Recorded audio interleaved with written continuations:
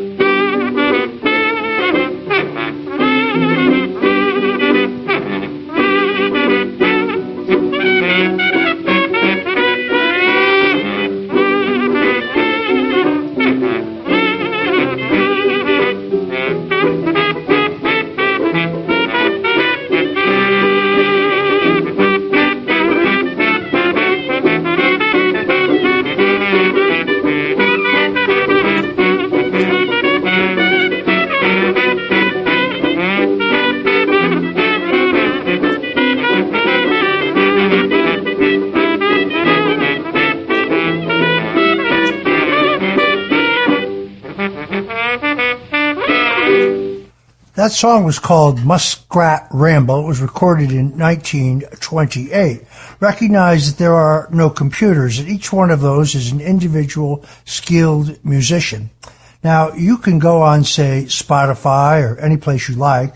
The song has been covered by dozens and dozens of other jazz bands, but I defy you to find a version better than the original. Louis Armstrong would later re-record it with his Hot Seven, but even that recording does not measure up to the 1928 recording. I still think that song stirs the blood. I spent a lot of this week talking about the differences and similarities between the cases of FBI Director James Comey and myself. As you know, I was arrested at a 6 a.m. raid by 29 FBI agents storming my home to arrest me for the first time nonviolent crime of lying under oath to Congress. Mr. Comey is yet to turn himself in. They seized all my electronic devices, my cell phone, my laptop, my computers. When they returned them to me, the hard drives and the computers and the laptop had been destroyed. And then, of course, I was gagged by a federal judge who insisted that if I was allowed to defend myself, that I might, quote, taint the jury pool. She didn't think much about CNN and the Washington Post and the various distortions that they printed about me, in my case, distorting the D.C. jury pool. But Mr. Comey has continued to be allowed to speak freely in his own defense.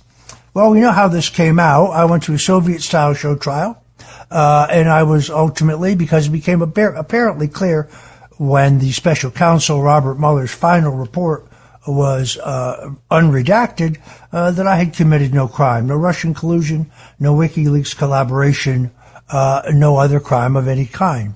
With me on the evening, actually late afternoon, when I got the word that the president had commuted my sentence just 48 hours before I was to report to a dank Georgia prison where I was supposed to die, was my good friend Mancow Mueller. And he was a strong, both spiritual and personal supporter through that entire ordeal. We've become very good friends. He is, without any question, one of the most interesting men on the face of the planet. He is a radio legend from whom I have learned much, and he joins us now on The Roger Stone Show. Roger. I like it. Are you there? We're with you. Enter the show. All right, brother. Well, I'm enjoying the show, and they put you through hell. And I just remember a few times I saw you, I got attacked for just being seen with you or hanging out with you. And of course, you've been completely cleared, and nobody ever apologizes, do they? I mean, you and I, we've been on the right side of everything, it seems like, and nobody ever says, "Oh yeah, we were wrong." I guess J6 was all bullshiznit after all. Nobody ever says they were wrong. It's an amazing world in which we live. Nobody's man enough to man up. Well, I agree with that point of view. It has slightly changed, I have to admit. I think more and more people are awake. The mainstream media has really lost their edge. They've lost their monopoly, first of all. I think we have Elon Musk to thank for that to a great degree. I'm an admirer of Elon Musk. Is he perfect? No, but no one is perfect. He's obviously a brilliant entrepreneur. But his commitment to free speech really cannot be denied. Not only did he buy Twitter, but when he bought Twitter, he released all the records which proved that people in our intelligence agencies had worked closely with Twitter executives to censor and cancel people like, well, Mancow Mueller and me, Alex Jones, Tucker Carlson, many, many others. So he is the guy who pulled back the veil, in my opinion. We owe him a lot. I have to go right into our last time together when you were on my show. We talked about the fact that Howard Stern now could be seen riding off into the sunset. I personally never thought the guy was even faintly amusing, never mind talented or entertaining. I note that you topped him in the ratings in Chicago consistently, that you basically drove him out of town. But he went from being kind of a free speech advocate, often clashing with the FCC, to being a patsy for wokeism and censorship. I guess he thought there was some market in bashing Donald Trump. That didn't turn out very well for him, did it? Roger, you are, come on, this is my life you're talking about, and the censorship cost me years of my life with Instagram and YouTube, and it's not shadow banning, it's outright banning. If you're a Christian, if you're a Westerner, if you're not a communist, you're in trouble. And so what is your soul worth? Well, Roger, we found out your soul wasn't worth, anything. You wouldn't sell out. A few words and you could have thrown Trump under the bus and we'd have Kamala as president right now. And you really saved America, at least for a time, at least for a spell here. I don't know if people understand that. And I want to say something. I feel like John the Baptist in the wilderness here. And I want to say something to you, and I've said it to many people. I feel like a crazy person, but I really want to say something huge. to me, and nobody seems to care. Nobody. I'm alone. I'm going to sound like a crazy man probably. Understand, in every research study, I had millions of people listening to nobody was listening or watching Anderson Cooper, listening to Stern, and yet they got millions of dollars. Think about this. Your enemy, if you're a barber or a tow truck driver, your competitor gets $20 million a year. In Colbert's case, it's $40 million a year, tax-free. And you also have the full weight of your government after you every single day. When I had a hit radio show and would ask questions about Bush or Clinton or anyone, just ask questions, I was getting fined and questioned every single day by the federal government, the FCC, then run by the communists. So they would say at 8:15, Mancow said the F word. Well, I didn't, but I had to hire a lawyer every day and fight it and provide tape, and it was thousands of dollars a day. Now, at the height of my show, I made $10,000 a minute profit. That's after everything was paid for, $10,000 a minute profit, and I was on for 5 hours a day. So do the math. We did well. I did have some people I had to pay. Howard Stern had 33 writers. I had none. And everything was fed to him. Every guest was funneled to him, and he got millions from the government. Nobody seems to care about this. Then we had NPR against us, more federally funded radio, when I had 99 stations against me, and yet we were still victorious. So, yeah, I have no pity for these people. Jimmy Kimmel was my sportscaster. Jimmy Kimmel did sports for me. God, he would have killed for $40,000 a year. He went on and did quite well. But, of course, you have to sell out. You have to sell out America. You have to sell out God. You have to sell out everything we stand for. But you'll be highly rewarded. And that's what happened. And I have no pity for any of these people. F them. I share those sentiments. So when we return, I want to talk specifically about Bill Maher, because I remember I've had my own experiences with him, which I'll talk about. But I remember one particular show in which you were on with him when you basically stopped the show and objected to his entire line of blasphemy against Jesus Christ our Lord. If you're just tuning in, we're talking to radio legend Mancow. And before we continue this political, cultural, Epicurean, and artistic tour de force, and we reveal to you who really killed John F. Kennedy. Whatever you do, don't touch that dial, because we'll be right back with the biggest name in radio history, Mancow Mueller. Stay with us, folks. We'll be right back. The Roger Stone Show on the Red Apple Podcast Network. Roger Stone Show. Entertaining and informative on the Red Apple Podcast Network. Welcome back to the Roger Stone Show. We're talking to radio legend and Stone pal, Mancow Mueller. You started out as a child movie star. I'm thinking, Mickey Rooney, Shirley Temple, Mancow Mueller. What was that like? No, I mean, I was an extra in the Johnny Whitaker, Tom Sawyer movie. I was in a movie called The Day After, which was a nuclear Holocaust movie. And I did have a nice role in the last Bruce Willis movie where he was able to understand he was Bruce Willis still, called Death Wish, which I think all of your fans would love. Death Wish. What a great movie with Bruce Willis. It's a remake of the Bronson stuff. No, brother, it was fun. I played Broadway. I did the pre-Broadway version of On Golden Pond. I got to meet Henry Fonda. And, they're not making movies like that. I mean, 1982 for me was the high water of great movies, and I want to go see the movies all the time. Tomorrow I'm going to go. A day or two I'm going to go see a Slapshot with Paul Newman. They're pulling out the old movies at some of the theaters here in Chicago because nobody's going. But no, I miss those days of real entertainment where it wasn't just about wokeism and trying to teach me something. I liked when movies were just entertaining and songs were entertaining. Chicago is quickly becoming the murder capital of the world. Yeah. J.B. Pritzker, a man who's so fat he has his own zip code. Hey! Baboomch. Assures us that everything's under control. There really is no problem. The mayor, whose name is Johnson, if this guy's IQ was 1 point lower, you'd have to water him like a plant.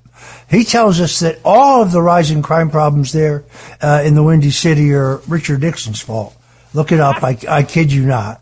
It looks to me like there's an excellent chance that the president is going to move the National Guard in to preserve order. The chaos is spilling out of the inner city into the suburbs.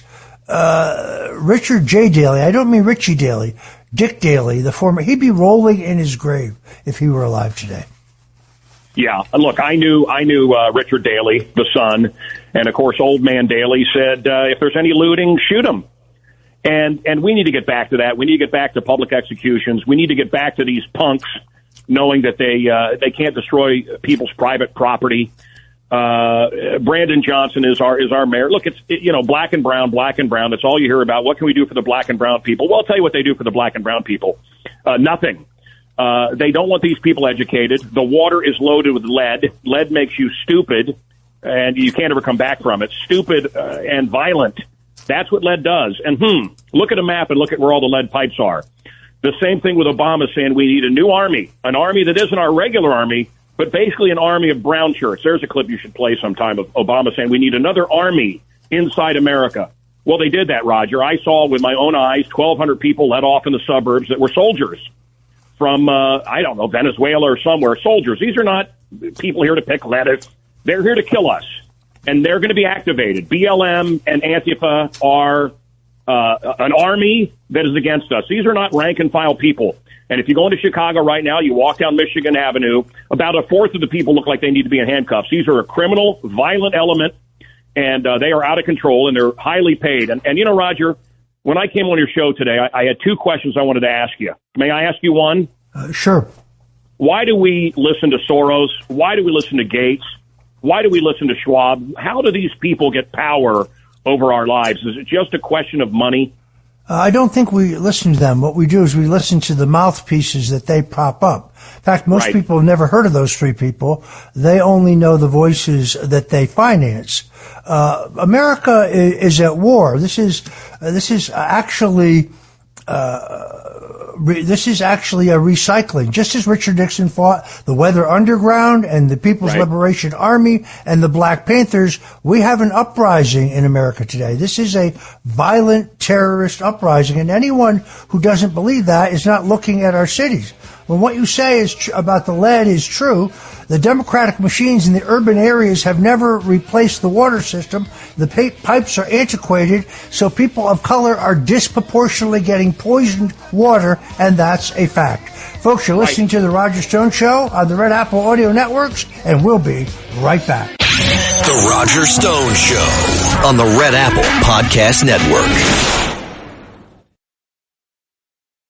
The Roger Stone Show. Entertaining and informative on the Red Apple Podcast Network.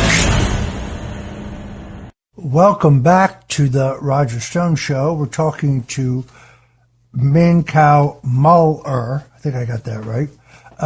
Who's a radio legend, and also a great pal of mine. He is a raconteur. He's a boulevardier. He is an Epicurean writ large. He's a man who has enjoyed life, but he's also become a harsh critic of the culture, an unabashed advocate for Jesus Christ. And it reminded me of that clash that you had with Bill Maher. Now, I know Bill Maher. I actually, as a favor to one of Bill Maher's writers, a guy named Frank Gannon, great guy, had worked for Richard Nixon as a speechwriter, went on to work for David Letterman as a writer, worked for Bill Maher as a writer. So as a favor to Frank Gannon, I went on Bill Maher's pilot for Politically Incorrect. I remember after it was filmed, I said, this guy is scrawny and basically has no talent. This show will never go anyplace. I turned out to be wrong about it going no place, but years later I would be on his show. And it's a very weird experience because it's a great experience. You pull into the old CBS lot that is in Burbank, and it's very, very cool. They assign you your own page. This very attractive young lady comes out in a uniform, and she takes you to your dressing room where they have a star on the door with your name on it. And then his producer comes in, very nice guy, and he says, "Oh, we're really glad to have you today. There's just one thing." I said, "What's that?" "Well, just don't try to be funnier than Bill." I said, "Pardon me?" He said, Don't try to be funnier than Bill." And I said, "Well, but Bill has a platoon of comedy writers, whereas I live by my wits. my uncles, Leibowitz and Markowitz. No, old Hey! Babu. I said, I could, in all honesty, I might, what if I'm inadvertently funnier than him? I mean, sometimes I just can't help it. I'm just way funnier than him. And the guy got kind of red and exercised. He said, no, please don't do that, because if you top Bill, then Bill will have to top you. And I said, yeah, but then I would have to top Bill, which frankly won't be that difficult. Anyway. Yeah. Then what you learn, of course, is that you never actually meet Bill. In other words, they take you to makeup. They take you from makeup back to your dressing room. Then you take you out to the set. They get you in position. Then and only then, after everybody else is in their position, Bill comes out to his little desk, and he does the show. And then at the end of the show, Bill gets up and leaves. Now, if you're a very attractive young lady, he might stop and talk to you, but unlikely. Then they say, oh, we'll see you at the after party. So I said, well, surely Bill will be at the after party. But I went to the after party and there was no Bill. In all honesty, this guy is not even faintly amusing without a platoon of comedy writers. And I particularly hate the fact that the last time I was on his show, I held my own, but he accused me of being a traitor to my country. Basically said I was a Russian spy. Then he himself concluded there was no Russian collusion, in which case I thought that I deserved to make good. In other words, I should have had an opportunity to come back on and clear the air, since he'd accused me of being a traitor to my country, but his booker told me that Bill was not interested. Well, I'm not interested in Bill. But you had your own experience with him. Tell us about that. You know, Roger, you sound like a scorned woman. I think you do care about Bill Maher. Well, his wardrobe could use an upgrade, that's for sure. Yeah, no, look, you're the best dressed guy at any after party. I have to disagree with you a little bit. I think Bill's recent interview with Tom Holman was incredible. Bill met with Trump in the White House. He's trying. Look, he's a godless communist. And I pray for him. We almost pray for these people. And look, their eternity is going to be torment. No, I got on the Bill Maher show, and it's the same deal. I remember, our friend Woody Frazier, who put together basically everything that was on Fox, created That's Incredible, Good Morning American, Nightline. The great Woody Frazier created Mike Douglas and Cabot. And, that was the deal, man. Mike Douglas didn't care, but with Dick Cabot, I mean, Groucho hated it. Woody Allen hated it. Now, Cabot tells it differently. But behind the scenes, man, you had to make Dick look good, and he wasn't funny. And it's the same deal with Bill Maher, I suppose. But no, when I was on his show, it was Jesus was a homosexual. And I was on with just think of the two most beautiful, blonde, Republican Christian pundits that were on Bill Maher all the time. You know who they are. Don't say their names, please, because they're friends of mine. But they sat there and said nothing. And that's what Christians do all over the world. Right now, Christians are being slaughtered all over. We got these loony people, the marching with the Palestinians, whatever that is. And, of course, a woman converting to Islam is like a black guy converting to slavery. This is madness. And we need more people to speak up for Christianity. So I said, Bill, stop it. This is disgusting. Roger, I have a trivia question for you. Do you know that Jesus drove a Honda? Did you know that? It's in the Bible. I did not. Yeah, it says they were all together in one accord. Ba-boom. Hey, do you know that the Bible commands you to make coffee for your wife, Roger? I'll bite. Go ahead. It's in Hebrews. Hey, come on. These are the jokes, folks. I just tell them. These are the jokes, folks. We don't write them. We just tell them, as they say. No, when you hear one of my jokes, you're hearing it for a third or fourth time. Who would you now? You've met everybody. I mean, you are yourself show business royalty. Who would you say the biggest star you ever met? Who's the biggest star you ever met? Well, let me say this: Irv Kupson in Chicago. He would have Harry Belafonte or Marilyn Monroe over at his house, and then it got to be I don't know who else, but you didn't come through Chicago without doing my show and all the big movies and all the big everything. They came on my show. Look, I met the Beatles. I met Paul McCartney. I met Ringo. I think the smartest person is a local boy named Billy Corrigan of the Smashing Pumpkins. He's just an absolute genius. His talk with Bill Maher was fascinating. They were together when Charlie Kirk got shot, and Bill Maher was terrified, I think, watching it. So, I got a chance to meet everybody. Heck, I met Cab Calloway. I met, it goes on and on. I met Tex Beneke, who sang with Glenn Miller. I met Harry Truman as a kid. How am I old enough to have done that? I met Richard Nixon in different capacities. I really have a Zelig-like life. For me, the answer is Milton Berle. I met Uncle Milty. I wandered into a cigar store in Beverly Hills where you could smoke a cigar, and there was the great man himself, Milton Berle. And of course, I asked him about Jolson. I said, you saw Jolson perform live. What was it like? He said, kid, you don't understand. He was, in fact, the world's greatest entertainer. The problem was you could only see him live. If you saw him on film or you heard him on recordings, it just didn't capture his essence. Meeting Uncle Milty was one of the high points of my life. By the way, he was extremely gracious. Tootsie, don't cry. Tootsie. Yeah. Wow. No, he was what great Americana, what great songs. Everybody knew him. We could sing along with those songs. We still sing along with songs. Uncle Milty was the human tripod. And of course, in my world, the famous human tripod, you will never guess who it is. People think Jimi Hendrix or whatever.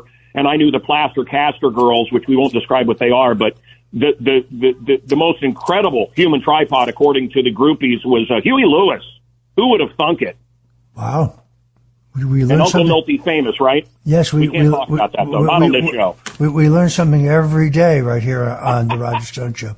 So I want to get your thought on this. Evidently, during the Super Bowl halftime show, the entertainment is going to be provided by somebody called Bad Bunny. Yes. Bad Bunny is undetermined sexuality. They don't seem, I'm not quite getting this. I thought the NFL sports should be kind of all American, all wholesome. Who is Bad Bunny and why, who made this decision? Bad Bunny killed all of the knights in the quest for the Holy Grail, the Monty Python movie. That's the Bad Bunny. No, Bad Bunny is a mediocre talent. Bad Bunny is an ugly guy that likes to wear a dress. I am somewhat amused by everybody on both sides, even our own, Donald Trump and others that say he's not an American. He's Puerto Rican. That is America. It's still America. No, he's anti everything. Guy, and of course that's who they celebrate. These are the people that took a knee. These are the people that did a separate national anthem for African Americans. It's nonsense. Yeah, no, people, look, I'm going to be quite all right. I'm going to be like Julie Andrews spinning around on the top of that hill when the Super Bowl's on. I wouldn't turn that crap on. Forget it. I can't support it. You just can't. Look, that's all we have. I think our elections are rigged. I don't, well, although I can't explain Trump, but nothing is worth giving your time over. That's what you have of value. Your dollars, everything else. You have to vote that way. So don't watch it. And maybe the NFL will wake up. Yeah, the NFL is more popular than ever, even as they have homoerotic male cheerleaders gyrating, putting on ghettoized third-world stars like Bad Bunny in their halftime show. The Kaepernick pushback caused them to retreat a little bit, but ultimately, I guess it didn't hurt their bottom line. I'll tell you what the NFL does need to do, which they haven't done, and that is square up financially with their veteran players. Their veteran players, the earliest players in the league, almost all of whom are African American, won an enormous lawsuit, but they have, most of them, never been paid out. I know a professional ball player, a Hall of Famer, who was actually reduced to delivering pizzas. Many of these players have serious brain injuries from their early days in the sport. And Roger Goodell has stiffed these people. You know who's made money on it? The conservators and the lawyers. But the players and their families have been denied and have been abused. Given the kind of money that the NFL is making, Roger Goodell should do the right thing and square up with his veteran players. I could name names, but I'm not going to do that. It's one of the great unwritten scandals of American sports today. Hey, Roger. Yes, sir. You know, I grew up with a guy named Lynn Dickey, who was the Packers quarterback, and I'm friendly with a guy who was Harvard. He was a wrestler named Harvard, and he's led the fight against these brain injuries. And you're right, they really have forgotten the people. It's just, look, it's right now the premium hotels in Chicago are filled with warriors, enemies of the state, terrorists. The number one thing left at our border is Muslim prayer rugs. Our hotels are all, they're chock full of terrorists and losers and illegal people. Meanwhile, our veterans are on the street. So we have a real history right now of not taking care of the people that matter. And, yeah, the NFL they've really been a bunch of bastard people when it comes to taking care of their own. All right, so let's touch on the news of the day. James Comey finally indicted. John Brennan, the actual ringleader, in my opinion, of the whole Russian collusion fraud, at least under investigation, at least we believe so. I'm unhappy with the progress we've seen so far because we've seen no warrants, no subpoenas, no seized electronic devices, no grand jury testimony. Nobody's passport has been lifted. I'm really beginning to be concerned that these people are not going to be held accountable. And then there are some stupid Republicans who are saying, well, if we're mean to the Democrats now, when they get back in power, maybe they'll be mean to us. These people tried to destroy me, my family, my wife, my life. Donald Trump, General Michael Flynn, one of the greatest Americans I've ever had the privilege to know. All the members of the Trump family. Have people completely forgotten that, like it never happened? This is a time to put things right. It's not about retribution. It's not about revenge. It's about recalibrating the scales of justice for elementary fairness. These people couldn't take the results of the 2016 election. They couldn't stomach it, so they weaponized government. They used the full authority of the U.S. government and the capabilities of our intelligence agencies to spy on and then seek to remove Donald Trump in a bloodless, illegal, illegitimate coup. And they got caught. And they are busted. This isn't conjecture or supposition or my theory. Tulsi Gabbard, who is a real superstar in my opinion, has produced the receipts, as the kids say. And the real question is whether anyone will be held accountable. Folks, if you're just tuning in, this is the Roger Stone Show on the Red Apple Audio Networks. We're talking to Mancow Mueller. And when we come back, Mancow is going to tell us about the greatest meal he's ever eaten anywhere on the face of the planet. Don't touch that dial. The Roger Stone Show on the Red Apple Podcast Network. The Roger Stone Show on the Red Apple Podcast Network. And we're back in the Roger Stone Show. Mancow, I know you want to say a word about the Comey indictment. Pardon me. I just got a very, very funny text message from my good friend, Pastor Rodney Howard Brown, who's a great apostle for the Lord here in Florida. He went online this morning to read an obituary that announced that he had been killed in a plane crash in Texas. Of course, he is very, very much alive. This has to be one of the weirdest dirty tricks of all time. This story describes his family as devastating at their tragic loss. Yet he is perfectly healthy, and he preached from the pulpit this morning. Weird stuff. Anyway, Mancow, your take on the Comey fiasco. Well, I want to say thank you to introducing me to Nashville's greatest and probably the greatest preacher in the world today, Greg Locke, who is not money motivated. I went to a service today and I left early, this place called The Chapel. And, if I just give all my money to 7 times and this guy, Scott, I don't know, I'm just sick of it all. If we give them all of our, and I don't want anyone not to go to church. We got to go to church, and I do believe in sowing into the kingdom, and I do believe we have a big battle we got to give to church. I just get so sick of them asking for money when they should be preaching out of the Bible. Okay. Yeah, no, look, you remember years ago they had a spray for pans called Pam, P-A-M, and it was Nothing Sticks with Pam, and that's how I feel with Pam Bondi there. And Dan Bongino, I've known these guys my whole life, the tough guys, that, the muscle heads that wear the shirts that are 2 sizes too small. He's an XL, but he wears a medium shirt because he's a tough guy.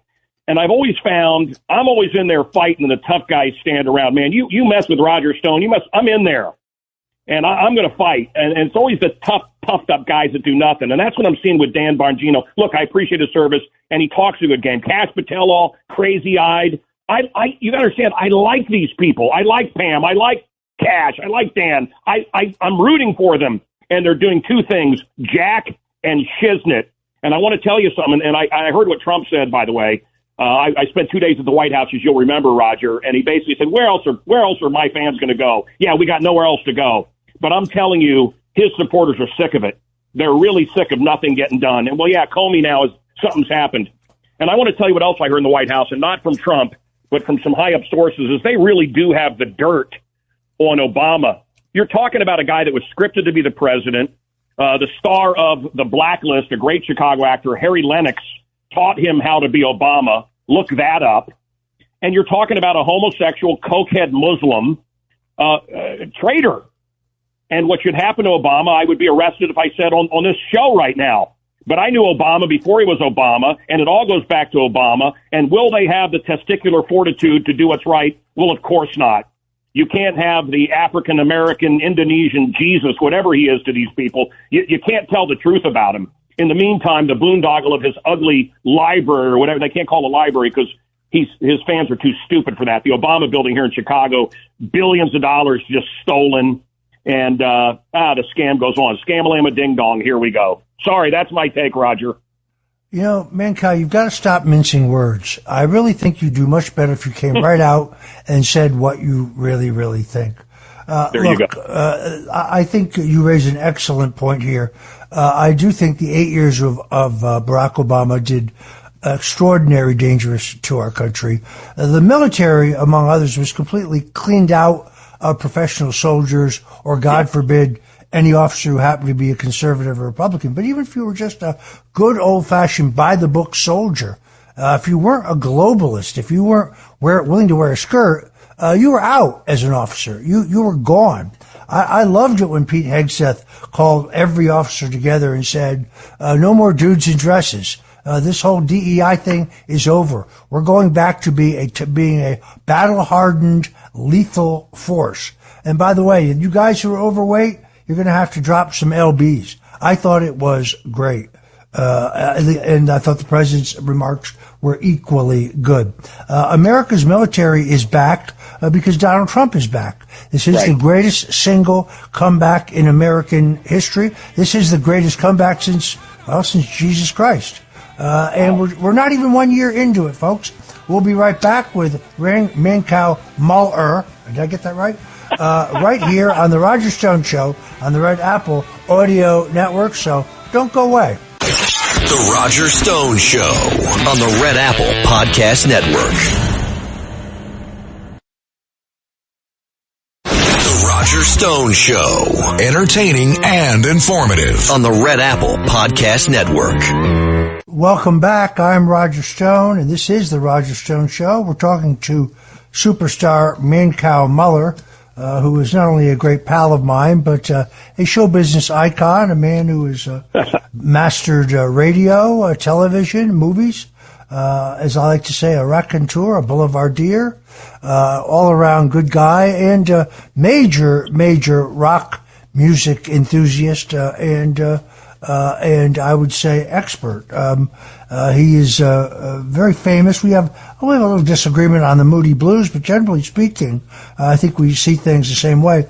I do have this quick news item before we continue our interview with Mancow. U.S. President Donald Trump has nominated New York businessman Benjamin Landa as the United States' next ambassador to Hungary. Ben Landa is an influential Orthodox Jewish businessman from New York, known for his involvement in Republican and civic circles. This is an important post, largely because the position of U.S. ambassador to Budapest has in recent years been symbolically a flashpoint. The relations between the two countries have become marked by disputes as well as strategic cooperation. I think Ben Landa, who I do know personally, who will take up his post as ambassador after his nomination is confirmed by the Senate, will be an excellent choice. Warm congratulations to Ben Landa on this appointment, which he very richly deserves. I, of course, am half Hungarian. I'm Hungarian from the waist up, Italian from the waist down. But I appreciate this great appointment. It is a great decision by the president. All right, let's go back to our interview with Mancow. Mancow, the greatest rock guitarist of all time. Wait a minute. Wait. Roger, you're Italian from the waist down? Correct. Now, I don't know if people know this. You know, the Greeks take credit for everything, and they did invent sex. But did you know that the Italians added women? Very good joke. Yes. Thank you. Look, I'm nobody's going to agree with me. I think David Gilmour. I don't like screaming guitars. I don't like noodling. I don't like Hendrix. So there you go. I like David Gilmour. I think Justin Hayward is underrated. I think Billy Corgan of the Smashing Pumpkins is underrated. I like melody and I like song. I don't like just dorking around with it with the instrument. It's just noise. Look, it goes to Dixieland jazz, right? That's where it came from. You can mess around, but you got to come back to the song. The Doors did it just magnificently with Ray Manzarek. They would mess around and come back to the song, but with this just endless screaming guitar, I hate it. Yeah, I'm with you. I'm with you on that. It's kind of like that whole period of jazz that just lost me. When it just becomes kind of noise. Exactly. It has no melody, has no line. When it comes to the greatest guitarist, I'd have to choose between B.B. King, Albert King, and Freddie King. Yeah. I saw B.B. King 3 times live, and the thrill is not gone. He was absolutely amazing. Absolutely amazing. I think one of the greatest entertainers of all time. Your favorite rock band of all time? Well, look, I knew B.B. King. His guitar is hanging on the wall near me, as well as Buddy Guys and some other great guitarists. Les Paul over there. Les Paul loved me. What an honor.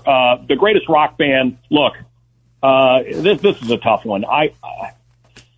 Look, it's of course the Beatles, but I just heard it too much. I don't ever need to hear the Beatles again. Certainly, the Doors are up there. The Kinks, the Who. You won't agree with me, but the Moody Blues, and then it goes on and on. You missed the most obvious one, the Stones. The Stones. The Stones and AC/DC are the same deal. They do the same song over and over. It's a great one. But it's over and over. You've heard the same Stones song since 1966. They have not evolved. I completely disagree with that. First of all, their early records are all covers. They're covers of Chuck Berry. They're covers of Howlin' Wolf. They're covers of Rufus Thomas. And they're great, by the way. They're truly great, but they're almost all covers. Then they also go through their so-called psychedelic period. They go through their Beast of Burden. They go through various different periods. I would argue that they evolved very nicely with the musical trends of the day. And of course, the fact that they're still rocking, you got to give them some credit for that. I agree with you about the Beatles in the sense that I have heard it since it was new. In other words, I had a Beatles poster in my bedroom. Ringo was always my favorite Beatle. Little did I know that he actually wasn't a very good drummer, that most of their records used a studio musician, and that Pete Best, who they threw out of the band, was probably actually a better drummer than Ringo. But who knew? Who knew? Roger? Yes, sir. I've recorded at Abbey Road. I recorded with Yes, the band Yes, which is another one of my favorites. That is not true. That is revisionist history. Ringo was their drummer. Yes, they had some studio musicians. The Kinks did too. Did Jimmy Page play or Dave Davies? These stories always go around. But to minimize Ringo is very talented. He had an offbeat beat. He was very unique. Don't underestimate Ringo. And I'm not here to champion Ringo, and I'm a drummer guy. That's what I'm into. I'm into Krupa. I'm into Carmine. I'm into what's his name? Kenny Arnoff from the Cougar, and he also drummed for the guy from Creedence, Fogerty. We're in the era of some great drummers. Jimmy Chamberlain of the Pumpkins, powerful. Ringo was a jazz drummer, but he had his own style. And what are we talking about? I want to know Laura Loomer and Candace Owens. Where do you stand on them nowadays? I can't decide if they're insane or wonderful. Laura Loomer and Candace Owens. Let me ask a question, Roger. Who? Laura Loomer and Candace Owens, are they sane? I'm not familiar with those two. Pardon.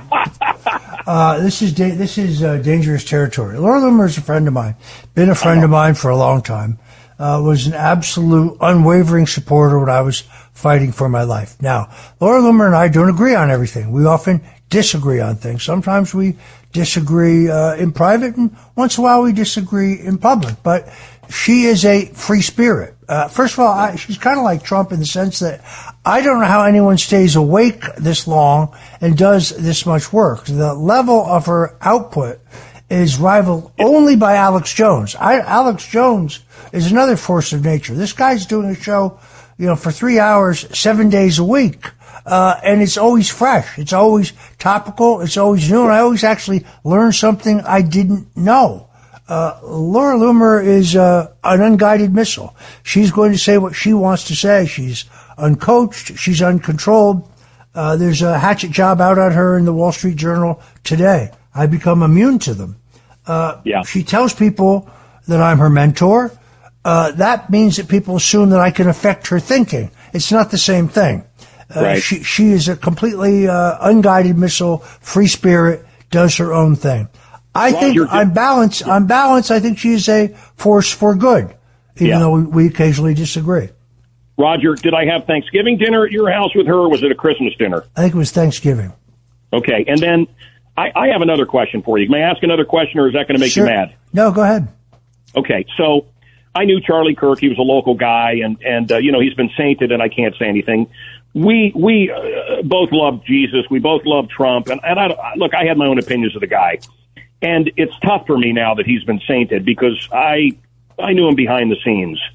A guy that's much loved for you or by your fans is DeSantis, and yet you don't like him. I think we're in the same boat here. I to Kirk and you to DeSantis. How do I handle this, Roger? Well, I can only tell you my own personal experience. I didn't know Charlie Kirk. When I was arrested, when CNN just happened coincidentally to be 25 feet from my front door when I was arrested, and the whole world saw it. And by the way, the short story of that, which bears telling, is CNN got an award from the White House Correspondents Association for their incisive investigative reporting, when in fact, I was arrested at 6:06, and at 6:22, Sarah Murray, a particularly obnoxious woman with CNN, sent a copy of my draft indictment to my lawyer, Grant Smith. And there were no timestamps or court markings on the document, which means that it was leaked. But there was, in the metadata tags of the document, the initials of the man who wrote it, Andrew Weissman. Well, the release of a draft grand jury indictment is a felony. It's specifically a violation of 18 U.S. Code 180-401, Section C. A felony, a more serious felony than the ones that I was charged with. But the judge didn't care.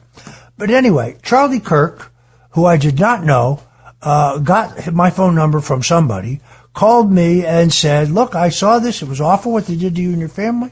I don't believe there is any Russian collusion. I don't believe you did anything wrong. I think you're being used here. I think they're doing this because they're going to squeeze you. And therefore, I'm going to become both a public and a private advocate for clemency in your case. And this was at a time when many, many, many Republicans were saying stupid things like, oh, let's just let Mueller do his job. I mean, they were actually open to the idea that there may have been Russian interference in Donald Trump's election, which there most definitively was not. So Kirk did not have to do that. That was a controversial position. There were some who just said, oh, Stone got himself in trouble, let him hang. But Kirk did not do that. So he treated me and my family extraordinarily well. I think he was the real deal. I mean, I think he was sincere, both in his belief in Jesus Christ, and his civility, and his decency. To now see those on the left depicting him as a bigot, a white supremacist, a racist, a Christian nationalist, although I'm not sure that that's a bad thing. We are Christians. we are nationalists in that we love our country. That's a caricature. That's not the guy I didn't know. Now, was he an adept fundraiser? He was a very, very adept fundraiser.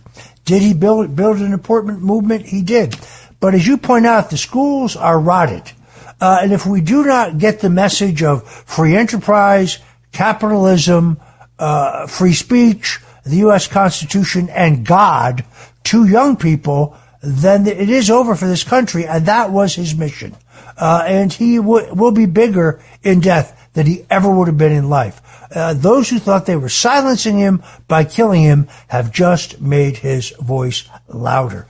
Folks, you're tuned into the Roger Stone Show here on the Red Apple Audio Networks. We're talking to Mancow Muller, radio superstar and a good buddy of the Stone family, and we're going to be right back with more of him, so don't go away. The Roger Stone Show on the Red Apple Podcast Network.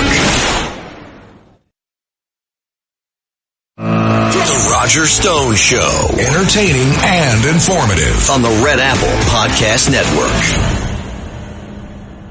Welcome back. You're back on the Roger Stone Show. We're talking to Mancow Muller, radio legend, the guy who drove Howard Stern from Chicago.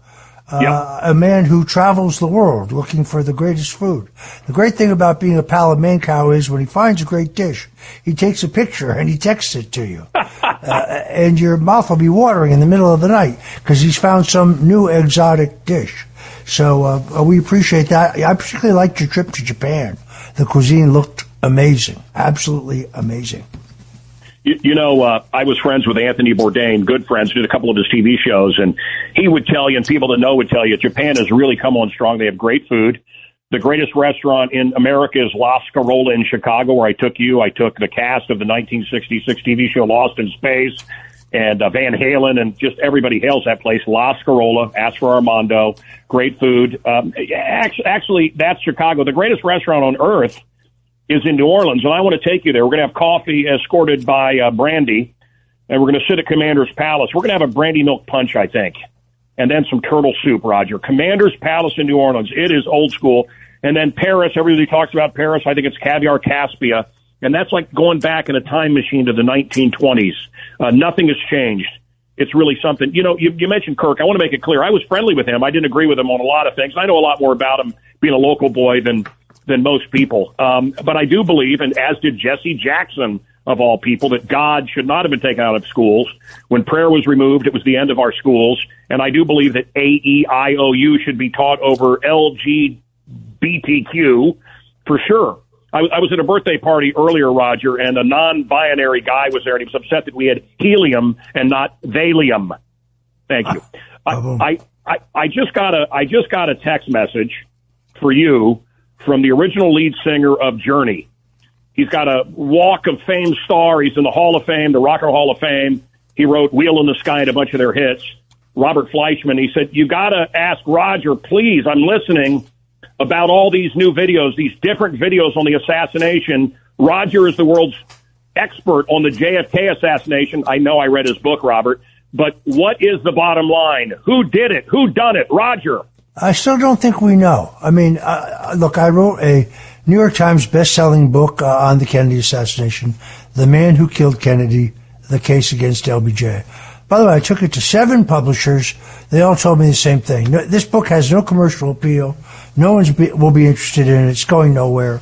Finally, the folks at Skyhorse Publishing took a chance on me. Within 2 weeks, it was a New York Times bestseller. It's been repeated, republished multiple times. I just finished writing a book on the attempted assassination of Ronald Reagan. There's never been a published report from the government. When you get the papers under a Freedom of Information Act, when you get the documents pertaining to Reagan's attempted assassination, you get 190 pages, but exactly 7 words. The rest of it is all blacked out. That should tell you something right there. I've looked closely at the assassination of Senator Robert Kennedy. Again, that story doesn't add up. Sirhan is always in front of Kennedy, but Thomas Noguchi, the famous L.A. County coroner, says that Kennedy was killed at point-blank range from the rear with the barrel of the gun right up against his left lower skull. So it couldn't have been Syrian. Just like it can't be John Hinckley Jr. because he is crouching in front of Reagan, but Reagan was hit from above and behind. I say all this only to say that I don't believe anything the government tells us. They're still lying to us about the John Kennedy assassination. They have covered up the truth about Dr. King's assassination. So the answer is I don't know. It's still not all adding up to me. I don't think it's disrespectful to ask questions, however. We had one of the world's foremost gunshot and explosive doctors on the show last weekend who tried to break all these videos down. But to me, Mancow, the answer is the jury's still out. We don't know yet. You're listening to The Roger Stone Show here on the Red Apple Audio Networks, and we'll be right back. The Roger Stone Show on the Red Apple Podcast Network. The Roger Stone Show on the Red Apple Podcast Network. And we're back in the Roger Stone Show. We're talking to Mancow Muller, Chicago radio legend, a man of the world, an outspoken apostle for Jesus Christ the Lord, for traditional values. Mancow, did I ever tell you that my father told me that when Taiwan is done, that America will be done? Did I ever tell you that? Oh, stop it. I'm using your own material on you. No, that's right. Listen, my father made, I don't know, $30,000 a year. He was a cabinet maker, a regular guy. Suicide Falls, Missouri, the middle of America. Never was given to anything like that. Reminds me of a movie called Frailty. If you've never seen that, Roger, it's great, with Matthew McConaughey. Anyway, my dad had a vision, and he got us together in the 70s, the late 70s, and said, son, when America gives up on Taiwan, our dear friends, get strapped, get your food, get your guns, and get ready because it's over. And it was a message from God. He had a vision, he said. And it's amazing how we're walking backwards on Taiwan. Also, Roger, was it General Willie or Wiley or whatever his name is, that he got caught telling China that he would tell them whatever we're going to do before we did it? This is a general in our army telling China they'll know before anyone else does. Yeah, why is this guy not in jail? General Milley, why he has not been court-martialed for that is literally beyond. But, he was saving the Chinese from this lunatic Donald Trump, the commander-in-chief. I mean, that's treasonous activity. Why he has not been charged is literally just beyond me. Yep. But look, I think it's important to recognize that if we have an adversary in the world, it's not the Russians, it's the Chinese. Since Donald Trump has been elected, I have had an opportunity to talk to a number of world leaders, all of whom are feeling the pressure from China. For example, one president of a small Caribbean nation, will go unnamed, but this is a country that recognizes Taiwan. You have to have 5 nations in the world recognize you in order to have a seat in the UN. And if you drop below the 5, you lose your seat. And there are only 5 countries in the world that have formal diplomatic relationships with the People's Republic of China, the Nationalist Chinese, Taiwan. They are under relentless pressure from the Communist Chinese to dump the Taiwanese and recognize the People's Republic. So, and the other place you see them is in the whole area of rare earth minerals. They are buying up all of the rare earth minerals around the world, Africa, Asia, literally everywhere.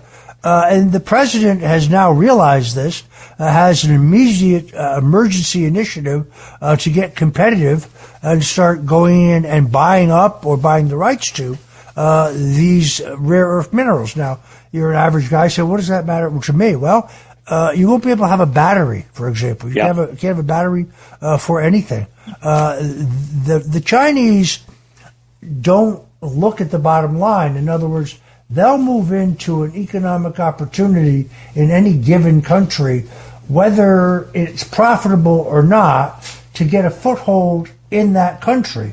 And then if you talk to some of the experts, they're deeply embedded in this country. They bought some of our largest blue chip corporations. They're deeply embedded into academia. They were paying Joe Biden millions of dollars through the University of Pennsylvania, for example. So they're here, and they have their own police stations in the United States, secret police stations, which they use to monitor Chinese citizens who are in the United States to make sure that they're not turning on the brutal communist regime.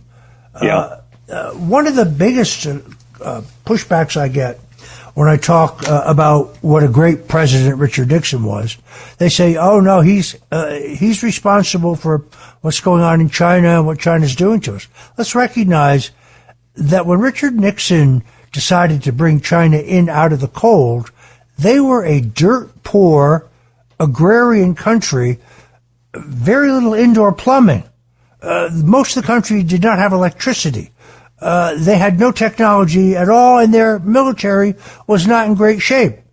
It wasn't until Bill Clinton gave them most favorable nation trading status 30 years later, which Nixon could never have foreseen, that they became the economic and the military powerhouse that they are today. So blaming Nixon for opening the door to China, you have to understand that he did that largely because he wanted a strategic arms limitation agreement with the Russians. And when the Russians started to go cold on him in negotiations, he said, okay, well, by the way, did I mention I'm going to be over there to see Chairman Mao next week? Which brought the Russians back to the table and made them make a deal that probably saved us hundreds of billions of dollars. But blaming Nixon for current events in China is to not understand history.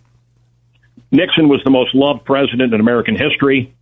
The shadow government went after him, and they used, those phonies, Woodward and the rest, to destroy him, just like they tried to use a bullet to take out Trump. Look, I've been to China. I've been to China several times, and I want to tell you, they defecate on the sidewalks. They eat dog, for sure. I've seen it. And their air is so awful, Roger, that you drink booze just to cut through the phlegm. Met some very lovely people as well. But I also met reps of the government, representatives of the government that said Christianity they can almost tolerate, but Muslims, no, they kill them. And I said, why? Well, they're terrorists. They got no time for them at all. And I think they're really a big part of forcing these Islam people, these Islamic types. I think New York, the mayor, I think all of this is China. I think they're forcing it into the Christian West to destroy us from within. But they're not to be admired. People should look up what Albert Einstein said. Look, anyone on Earth, individual, they can be great. But the Chinese government, look up what Einstein thought the planet would be with them. He said it will be a hell planet if we allow them to get the upper hand. So that's who our battle's against. Yes, rare earth. We won't have AI. We won't have Instagram. We won't have this. We won't have our phone. And China is vigorously trying to destroy us in that way and hold us hostage. So, no, you're right on about that, Roger. They're very definitely our greatest adversary on earth, yet they're still a subsection of the foreign policy intelligentsia who are all about Russia, Russia, Russia. The president seems to me to have a breakthrough in the Middle East. I really thought that his Gaza peace proposal was designed to be turned down. But I turned out to be wrong about that. It appears to me that he has an agreement to release the hostages. They're never going to give this guy the Nobel Peace Prize. He already's earned it. He's already earned it. Yeah. It is the greatest title that history can bestow is that of peacemaker. Trump has exceeded that. Just the ceasefire between Iran and Israel, the ending of the hostilities between India and Pakistan, between Ethiopia and Azerbaijan. I mean, this list goes on and on and on. It's extraordinary what he's accomplished. And, of course, these Norwegian bureaucrats, can you imagine what that's like? The Norwegian Nobel Peace Prize Committee, they gave Barack Obama a Peace Prize, presumably for killing more people with drones than any president in American history. Yeah. What did he do to deserve a Peace Prize? I don't quite get it. Well, we know what he did. He was a communist, and that's who they support. The same way they've been supporting the TV shows and radio shows that will promote communism. The same way they've dumbed down every TV show and every song and everything that's given to us. They want a dumb, subservient slave culture here, and they're getting it. And this battle that's going on with Gaza, reminds me of every video on the internet when you see a beatdown, right? So you see some guy gets knocked down, and then the crowds gather and they stomp their head. Yeah, man, yeah. But when one of the thugs get beat up, right, and the guy starts fighting back and wins against the thug, what do you hear? Come on, man, stop it. You got him, man, stop it. Well, these thugs came over and slaughtered a bunch of innocent Israeli people, raped them, horrible things. Come on, man, stop it. Yeah, no, you pick a fight, you're going to get your ass kicked. And Israel is 0.03% of the Muslim world, of the Mideast, 0.03%. And what does the darkness want, Roger? It always wants to blot out the light. And I'll tell you an exact analogy. Imagine Rhode Island taking on America. That's what this is. And I mean, it's an exact analogy, 0.03%. And they got a problem with them. I've never seen Jewish people out chanting death to America. I've never had Jewish people want me dead. I've never had Jewish people want my neighborhood destroyed. I don't quite get the love affair that the communist liberals have with the terrorists. Hamas is a terrorist organization. Anyway. No, it's you raise an excellent question. It's like, what is the constituency for American taxpayers to pay for health care for people who are in the country illegally? Where is the constituency for the transgender movement, which is like 0.8% of the population, who thinks, yes, men should be able to play in girls' sports? Where is the public constituency for these positions? The Democrat Party is on a death march. I gather that this is to appeal to their activist base that votes in primaries and nominates candidates, but these ideas are not sellable to the American people. They have left Donald Trump not only the right, but also the center. Yeah. The term moderate Democrat is an oxymoron. It doesn't exist. And Chuck Schumer is dancing to their tune because he knows that if a bartender from the Bronx challenges him in the Democrat primary for the Senate, he's toast. Toast. Is he married to a man, Chuck Schumer? What's that story? Hey, do you think that guy is? Do you think that Islamic kook is really a hateful guy? You think he's going to win? Do you think he's going to be mayor of New York? Could that really happen? I think the odds are today that the Ayatollah Zoran Mamdani will be the mayor. Look, this part of this, of course, is illusionary. As my good friend Sam Antar, who publishes whitecollarfraud.com, one of the great websites in terms of ferreting out fraud by government, by politicians, by institutions. Sam is an incredible investigator, and he always brings the receipts. It's not what he says. He posts the actual evidence online. He's pointed out that Mamdani's campaign is one giant fraud. It's a series of interconnected nonprofits shuffling for-profit and non-profit money back and forth. A lot of this money is Soros money, but other big left-wing money out of California, out of Malibu, out of Beverly Hills. Some of it could even be foreign. This idea that this is a citizens' uprising against dark money and the special interest, no, this is a fraud. The whole campaign financing is a fraud. And then Mamdani himself, if you just watch carefully what he says, I just saw a video where he said, the only thing that incarcerating violent criminals achieves is making their victims feel better. I kid you not. Yeah. I mean, this is a guy who, believe me, if he becomes mayor, he's going to defund the police. He's going to do away with cash bail entirely. He's going to open the jails, but he admits that he's going to pay for his free stuff for everyone, including, by the way, essentially taking over the grocery stores and making them government run. He says he's going to pay for it by increasing the taxes on white people. Not me saying this. He said it. He's been trying to walk it back since he said it. But it's true. Roger, this guy that wants to run New York wants to get rid of private property. As you know, many of the people that actually work in New York that aren't welfare suckers are looking at Florida right now. You know, seriously, the Christian, the Jewish person, the homosexual, whoever backs this guy is lower than dolphin crap on the bottom of the ocean. How stupid do people have to? I mean, really. And you know, you think about how low the bar is. Did you cheer Charlie Kirk's death? Did you cheer that? Okay, that's how low the bar is now. Okay, you cheered Charlie Kirk's death, him being shot, slaughtered in front of his wife and little kids. Okay, now we know you're a bad person. I mean, how pathetic have we gotten? How pathetic has the left gotten? Don't they understand that guy wants, I'm sorry, I just look at, every Muslim country. They want Christians gone. They don't like Jewish people very much, and they kill gays. And that's who New York is embracing. Wow, man. These are crazy times, man. It was written about in the book of Revelation. These are mad. This is madness, man. Yeah, I do think America's at war. I do think that these uprisings that you see in Chicago and Portland and elsewhere is just the beginning. Many of my friends in the military have warned me that there are very turbulent times coming. I'm not trying to be an alarmist, but I do think you should have situational awareness at all times. I think we're going into a very dangerous period. They have decided that Donald Trump couldn't get stopped, so they tried to kill him, not once, but twice.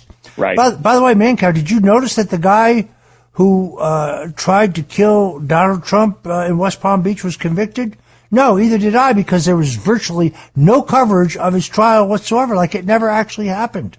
Wow. He was convicted on all counts in a trial in Fort Pierce, Florida, but nobody saw it because it got no coverage.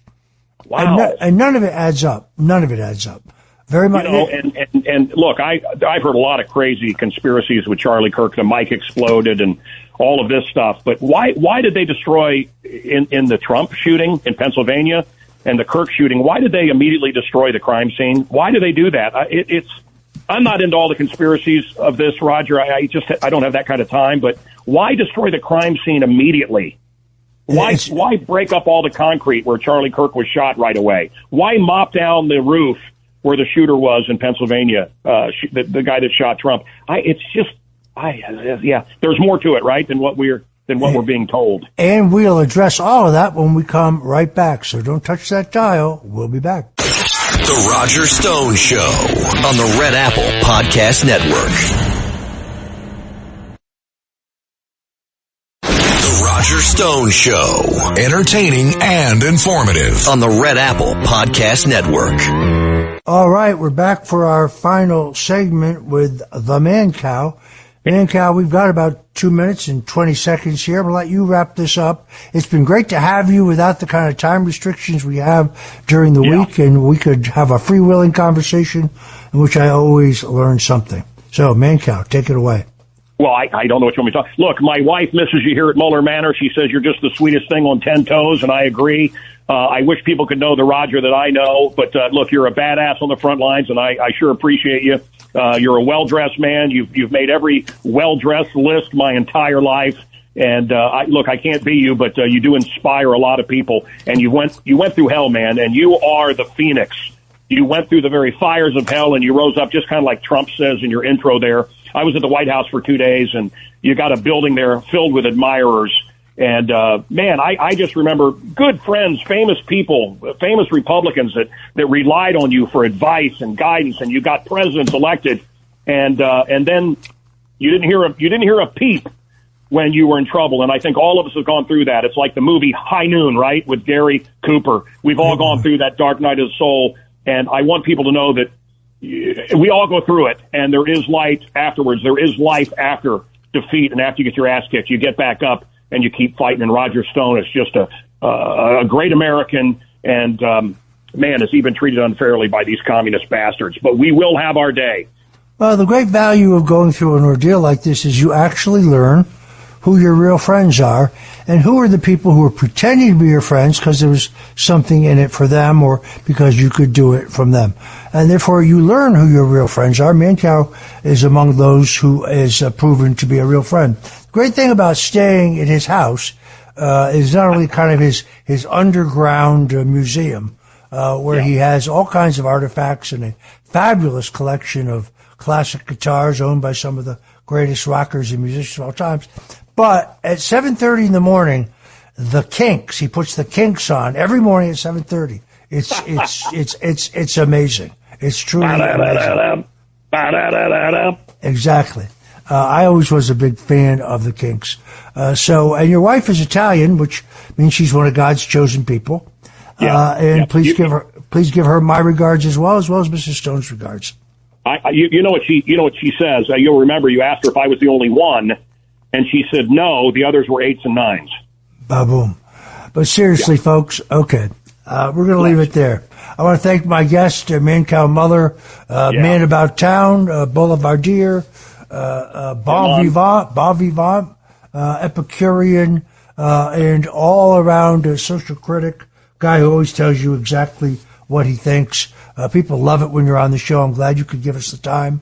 That's it for us Roger. This week. This is Roger Stone signing off. Until next Sunday, God bless you and Godspeed.